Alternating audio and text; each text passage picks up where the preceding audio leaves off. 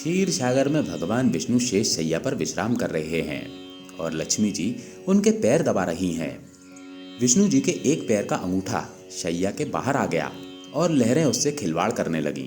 क्षीर सागर के एक कछुए ने इस दृश्य को देखा और मन में ये विचार कर कि मैं यदि भगवान विष्णु के अंगूठे को अपनी जिह्वा से स्पर्श कर लूं तो मेरा मोक्ष हो जाएगा। उनकी ओर बढ़ा।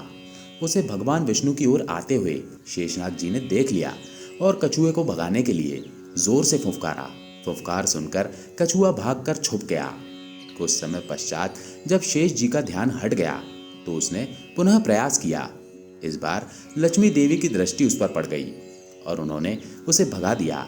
इस प्रकार उस कछुए ने अनेकों प्रयास किए पर शेष जी और लक्ष्मी माता के कारण उसे कभी सफलता नहीं मिली। यहाँ तक कि सृष्टि की रचना हो गई और सतयुग बीत जाने के बाद त्रेता युग आ गया। इस मध्य उस कछुए ने अनेक बार अनेक योनियों में जन्म लिया और प्रत्येक जन्म में भगवान की प्राप्ति का प्रयत्न करता रहा। अपने तपोबल से उसने दिव्य दृष्टि को प्राप्त कर लिया था। कछुए को पता था कि त्रेता युग में वही क्षीर सागर में शयन करने वाले विष्णु राम का, वही शेष जी लक्ष्मण का और वही लक्ष्मी देवी सीता के रूप में अवतरित होंगे तथा वनवास के समय उन्हें गंगा पार उतरने की आवश्यकता पड़ेगी। इसलिए वो भी केवट बनकर वहां आ गया था। एक युग से भी अधिक काल तक तपस्या करने के कारण उसने प्रभु के सारे मर्म जान लिए थे। इसलिए उसने श्री राम से कहा था कि मैं आपका मर्म जानता हूँ। संत श्री तुलसीदास जी भी इस तथ्य को जानते थे।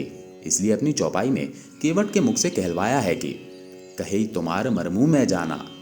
केवल इतना ही नहीं, इस बार केवट इस अवसर को किसी भी प्रकार हाथ से जाने नहीं देना चाहता था। उसे याद था कि शेषनाग क्रोध करके फुफकारते थे और मैं डर जाता था।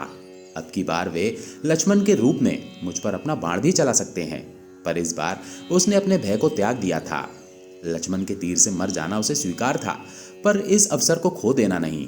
इसलिए विद्वान संत श्री तुलसीदास जी ने लिखा है, पद कमल धोई चढ़ाई नाव, न नाथ उतराई चाहू, मोहि राम रावरी आन, दशरथ सपत सब साची काहू, बरु तीर मारुहु लखन पे, जब लगी न पाए पखारे हो, तब लगी न तुलसीदास, नाथ कृपाल पारू उतारे हूँ। हे नाथ, मैं चरण कमल धोकर आप लोगों को नाव पर चढ़ा लूंगा। मैं आपसे उतराई भी नहीं चाहता। हे राम, मुझे आपकी दुहाई और दशरथ जी की सौगंध है, मैं आपसे बिल्कुल सच कह रहा हूँ। भले ही लक्ष्मण जी मुझे तीर मार दें, पर जब तक मैं आपके पैरों को पखार नहीं लूंगा तब तक हे तुलसीदास के नाथ, हे कृपालु, मैं पार नहीं उतारूंगा। तुलसीदास जी आगे और लिखते हैं, सुनी केवट के बैन प्रेम लपेटे अटपटे, वही से करुणा ऐन चितई जान की लखन तन।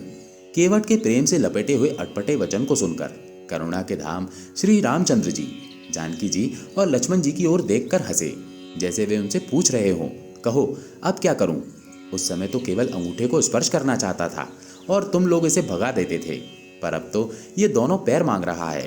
केवट बहुत चतुर था। उसने अपने साथ ही साथ अपने परिवार और पितरों को भी मोक्ष प्रदान करवा दिया।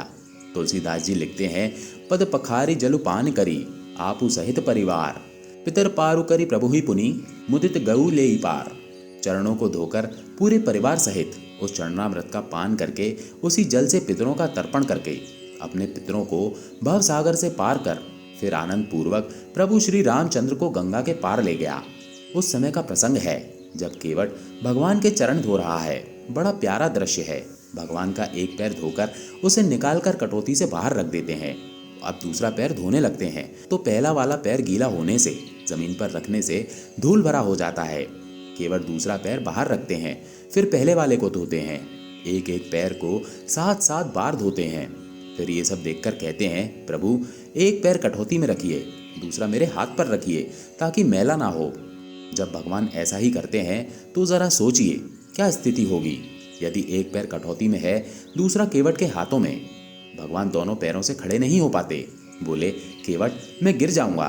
केवट बोला, चिंता क्यों करते हो भगवान, दोनों हाथों को मेरे सिर पर रखकर खड़े हो जाइए, फिर नहीं गिरेंगे। जैसे कोई छोटा बच्चा है, जब उसकी माँ उसे स्नान कराती है तो बच्चा माँ के सिर पर हाथ रखकर खड़ा हो जाता है। भगवान भी आज वैसे ही खड़े हैं। भगवान केवट से बोले, भैया केवट, मेरे अंदर का अभिमान आज टूट गया। केवट बोला, प्रभु क्या कह रहे हैं। भगवान बोले, सच कह रहा हूँ केवट, अभी तक मेरे अंदर अभिमान था, कि मैं भक्तों को गिरने से बचाता हूँ, पर आज पता चला कि भक्त भी भगवान को गिरने से बचाता है।